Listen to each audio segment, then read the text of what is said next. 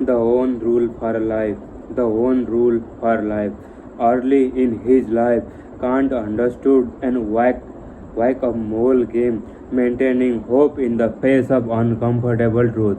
And like everyone who became aware of this cruel cosmic game, he despaired, but he refused to accept the game. He refused to believe that there was no inherent value in existence.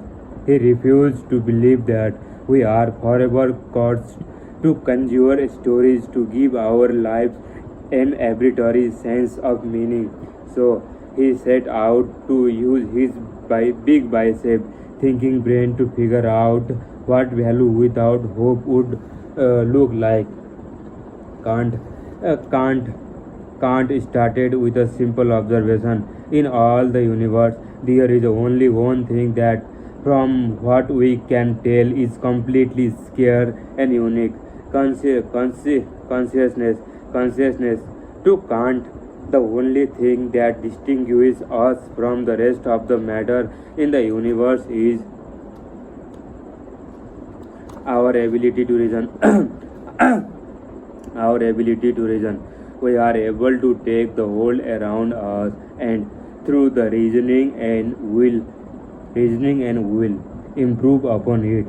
This to him was special, exceedingly special, a miracle almost, because for everything in the infinite span of existence, we are the only thing that we know of that can actually direct existence. In the known cosmos, we are only source of ingenuity and creativity.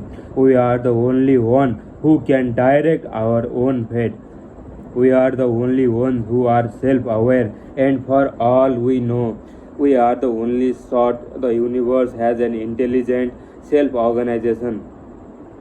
Therefore, Therefore, Kant cleverly deducted that logically the supreme value in the universe is the thing that conceives of value itself.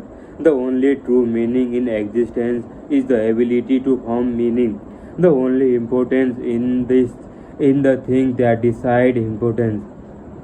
And and this ability to choose meaning, to imagine importance, to invent purpose is the only force in the known universe that can propagate itself, that can spread its intelligence and generate greater level of organization throughout the cosmos.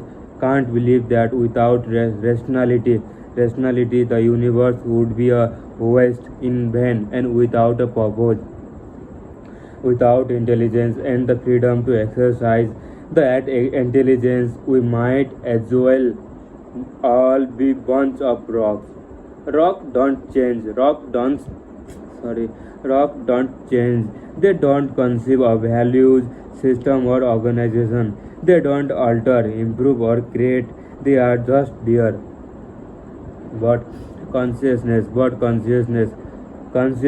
can reorganize the universe, and that reorganization can add up upon itself exponentially. Consciousness is able to take a problem, a system of certain amount of complexity, and conceive and generate a greater complexity in a thousand years. We went from twiddling stick in the small cave to designing entire digital realm, connecting the mind of billions. In another thousand,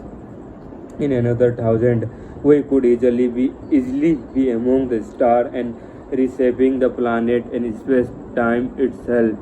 Each individual action may not matter in the grand scheme of things, but the preservation and the promotion of rational consciousness over all matter more than anything. Kant argued that the most fundamental moral duty is the preservation and growth of, growth of consciousness, both in ourselves and in others. He called the principle of always putting consciousness first the formula of humanity, and the kind of explained well. like everything ever. It explains our basic moral intuition. It explains the classic concept of virtue. It explains how to act in our day to day life without relying on some imagined vision of hope. It explains how to not be an asshole.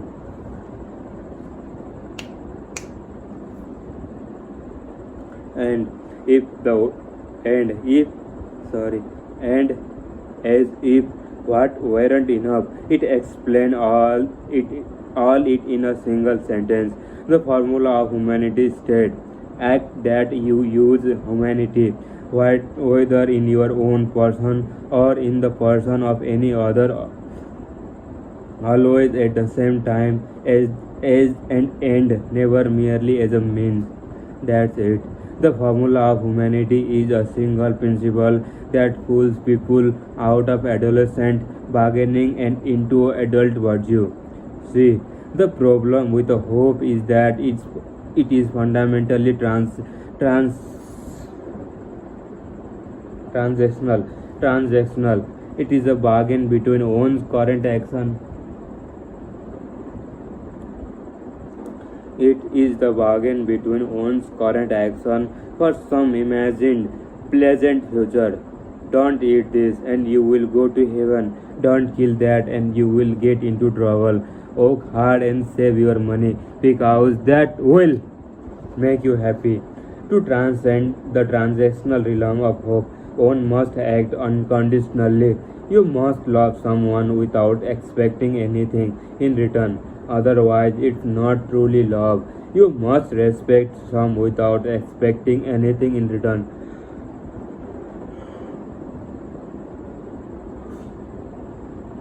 Otherwise, you don't truly respect him. You must speak honestly without expecting a pat on the back, or a high five, or a good gold star next to your name.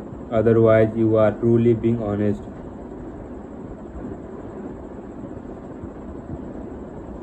Kant.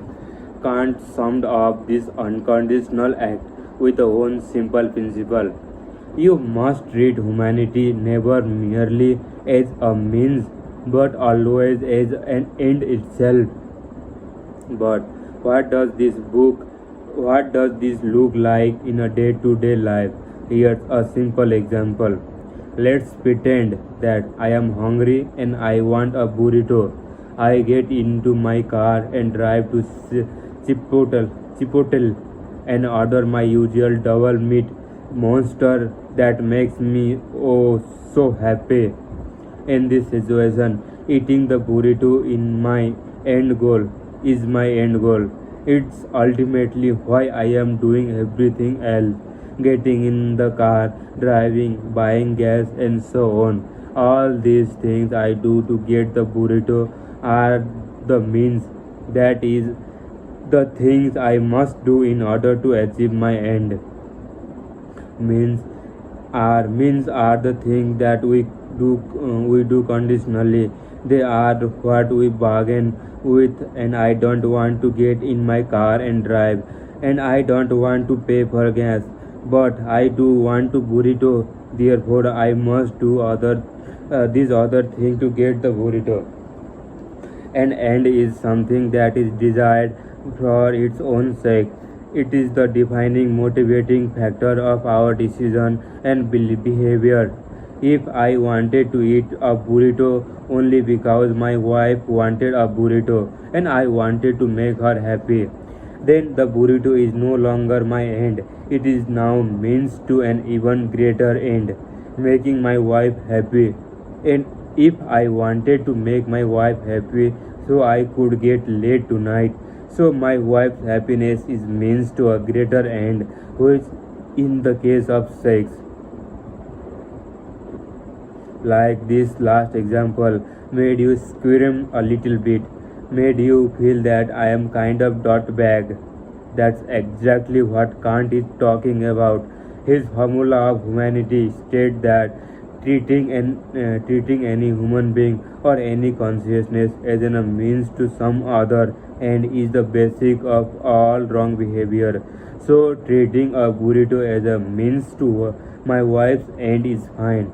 It's good to make your spouse happy sometime, but if I treat my wife as a means to the end of sex, then I am now treating her merely as a means, and as a Kant would argue, that's some shade of wrong.